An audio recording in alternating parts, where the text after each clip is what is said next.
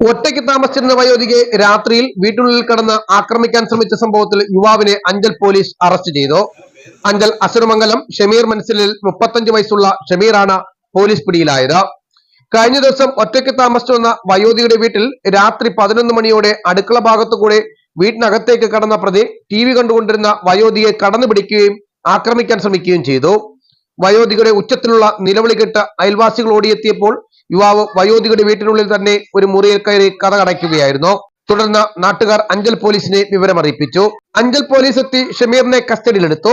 വയോധികയുടെ മൊഴി രേഖപ്പെടുത്തിയ അഞ്ചൽ പോലീസ് ജാമ്യമില്ലാ വകുപ്പ് പ്രകാരം കേസെടുത്തു. അറസ്റ്റ് രേഖപ്പെടുത്തിയ പ്രതിയെ കോടതിയിൽ ഹാജരാക്കി കോടതി റിമാൻഡ് ചെയ്തു.